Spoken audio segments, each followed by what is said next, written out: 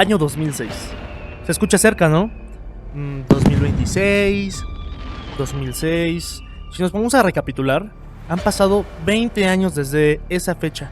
Fue un domingo común como cualquiera cuando empezó el año 2006. La pregunta es, ¿qué estaban haciendo todos ustedes?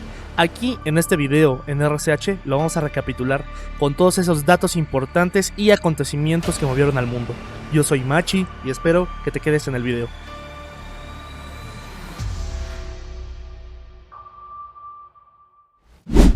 En este primer momento vamos a tocar la transición, acontecimientos globales, como por ejemplo, ¿alguien se acuerda de YouTube? Bueno, la plataforma donde me estás viendo se volvió un gigante gracias a ese movimiento en el 2006 cuando Google compró esa pequeña plataforma de videos por 1,650 millones de dólares. Terminamos con el corazón roto, pues la Unión Astronómica Internacional nos rompió el corazón después de decidir que Plutón ya no era un planeta, sino un planeta enano. Y después de eso los libros de texto tuvieron que reimprimirse. Ahora hay mucha gente que aún piensa que Plutón es un planeta. Tenemos una tensión internacional, pues Corea del Norte realizó su primer prueba nuclear subterránea, encendiendo las alarmas globales. Voto por voto, casilla por casilla. Viajemos a México en el año 2006, que sin duda alguna es uno de los años más intensos, polarizados y definitorios de su historia moderna. Protesto, guardar y hacer guardar la Constitución política de los Estados Unidos mexicanos y las leyes que de ella emanen. La elección presidencial más reñida. El 2 de julio se vivieron las elecciones más competitivas de la historia del país. Felipe Calderón, apoyado por el PAN, y Andrés Manuel López Obrador del PRD se disputaban la presidencia de la República. El resultado oficial dio la victoria a Calderón por una diferencia apenas del 0.58%. Que no digan que nada más puros nacos, puros iletrados. Mi esposo es ingeniero geofísico y aquí andamos. Todos somos profesionistas, no nos acarrean, pagamos a hotel, avión y aquí estamos en Ciudad del Carmen, Campeche. Tras denunciar un presunto fraude, AMLO y sus simpatizantes iniciaron un plantón masivo que bloqueó la emblemática avenida del Paseo de la Reforma en la CDMX durante meses. A reportar la altura ahí de la precisa de Soco, reportan 3 rápido lento de verde y 3 rápido lento a la altura. El inicio de una era oscura. En diciembre, recién asumiendo la presidencia, Felipe Calderón declaró la guerra contra el narcotráfico, enviando al ejército a las calles, especialmente en Michoacán. Un evento que cambió el rumbo de la seguridad del país para siempre. Ahora era más difícil salir a las calles y mucho miedo se apoderó de toda la población. Hemos analizado estos hechos en el Gabinete de Seguridad del Gobierno Federal y hemos ya asignado las tareas que corresponden a cada una de las dependencias para fortalecer precisamente.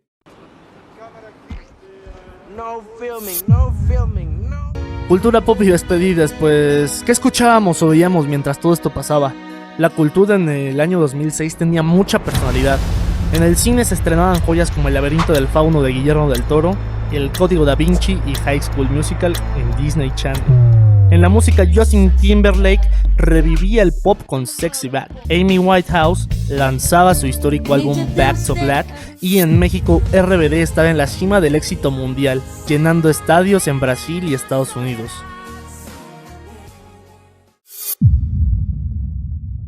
El 2006 también tuvo acontecimientos que movieron a todo el mundo, como por ejemplo la ejecución de Saddam Hussein.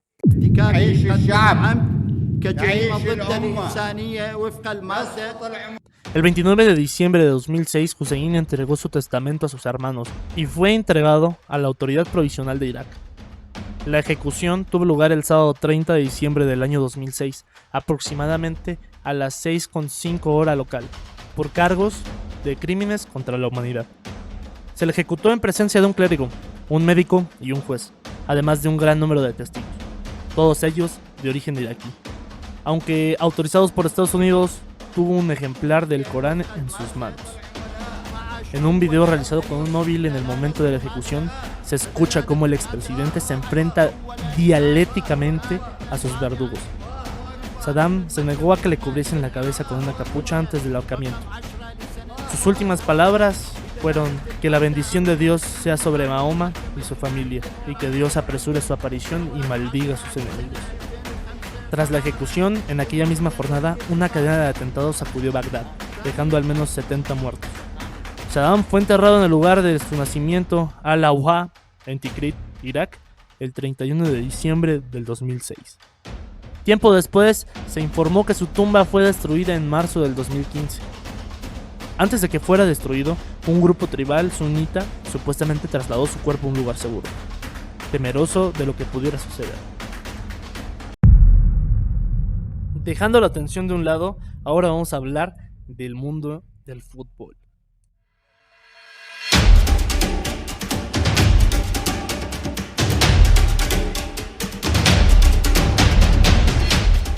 La fiebre del fútbol era diferente a lo que hoy tenemos, el Mundial de Alemania. Pero claro, antes de comenzar con este torneo, vamos a ver quién era el campeón de diferentes ligas.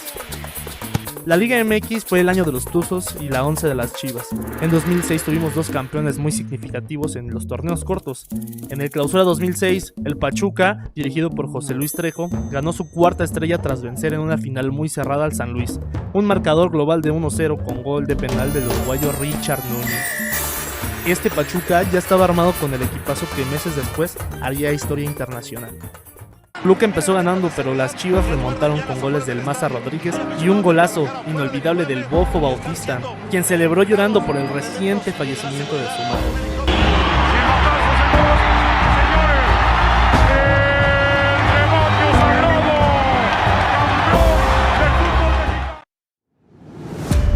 En Europa, el dominio del Barça y el escándalo en Italia con la Champions League del 2005-2006. La final se jugó en París el 17 de mayo de 2006.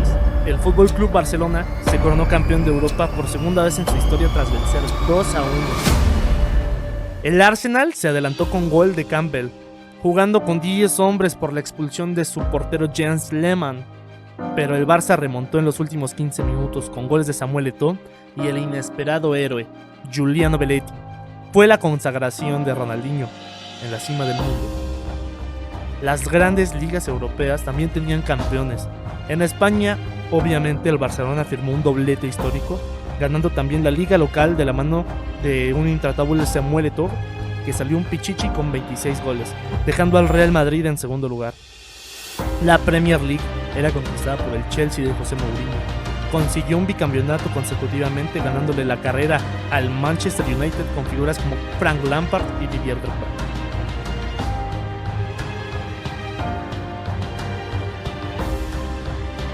El escándalo en Italia.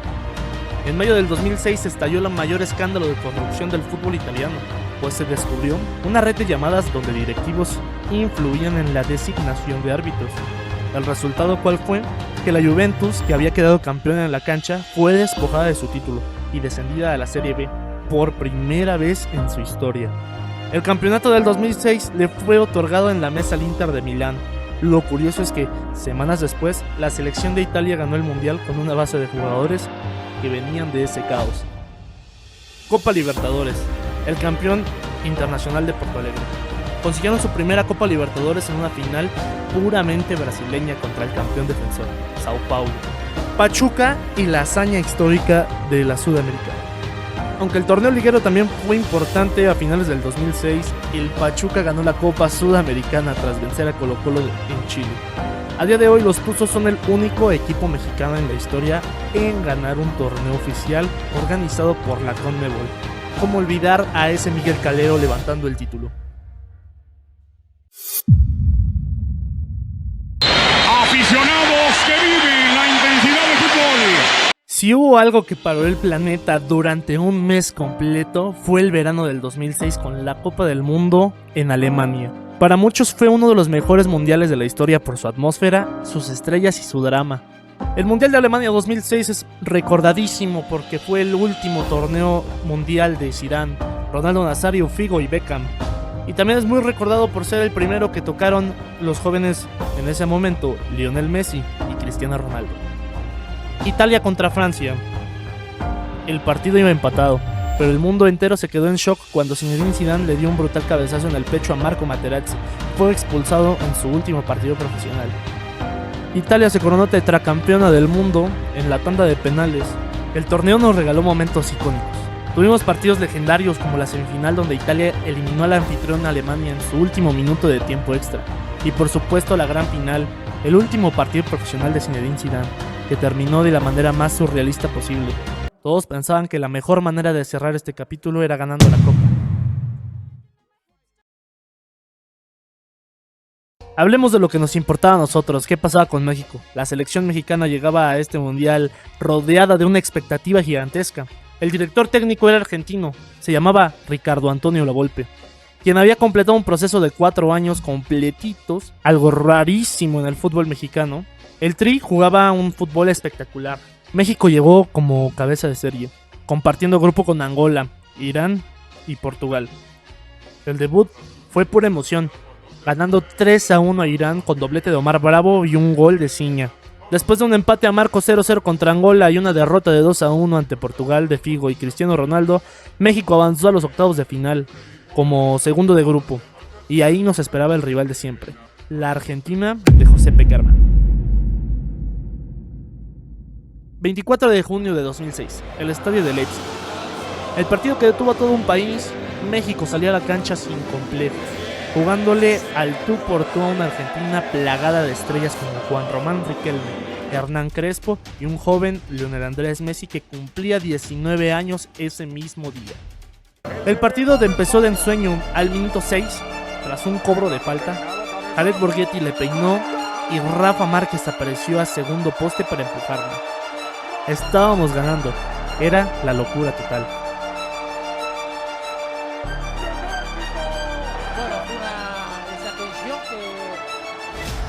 La defensa argentina ya en el primer córner la habían peinado, habían caído atrás del arco, y ahora la segunda vez que la peinan para terminar el segundo palo donde llega Márquez. Yo creo que entró muy bien México en el partido. Pero la alegría duró poco. Fernando de Milán. Era el servicio. ¡Ah! Y ahí está el gol. 4 minutos después, en un tiro de esquina, Borghetti anotó un autogol involuntario tras un forcejeo con Crespo. El marcador se puso 1-1. Los fantasmas volvieron. A partir de ahí, fue una batalla táctica impresionante de México. Y es autogol de Jared, increíble. Puede ser golpeado con su pierna derecha, cierra los ojos y golpea en la cabeza de Borghetti. Señores, nos vamos a tiempo extra. El partido terminó empatado en los 90 minutos. Nos fuimos a tiempos extra y el fantasma del quinto partido estaba ahí, esperando a México. Se veía fuerte hasta que llegó el fatídico minuto 98. Metiendo servicio. Sorín. ¡Tiro! Juan Pablo Sorín lanza un cambio de juego largo hacia la punta derecha del área mexicana. Nuestro verdugo, Maxi Rodríguez, la recibe con el pecho, fuera del área, perfilado hacia su pierna izquierda. Sin dejarla caer, saca un disparo de volea, impresionante, que viaja directo al ángulo. Un golazo de otro planeta, inatajable. Un gol que, años después, la FIFA nombró como el mejor gol de ese torneo. México lo intentó, pero el marcador no se movió. Volvíamos a quedar en los octavos. El Tri de Lavolpe regresó a casa con las manos vacías, pero con los aplausos del mundo entero por haber jugado con el corazón. Nos rompieron el corazón en Leipzig, pero qué forma de hacernos soñar. El 2006 fue el puente entre el mundo analógico que dejábamos atrás y el mundo hiperconectado que vivimos hoy en día. Para México fue un año de fractura, para el fútbol un cierre de época y para internet el año que empezó la verdadera revolución. ¿Tú qué estabas haciendo en el 2006? ¿Te acuerdas del gol de Maxi Rodríguez? ¿O del plantón de Reforma? Incluso, ¿ya habías nacido? Déjamelo en los comentarios. No olvides suscribirte, darle un buen like y nos vemos pronto. Esto es RCH, yo soy Machi y nos vemos en el siguiente video.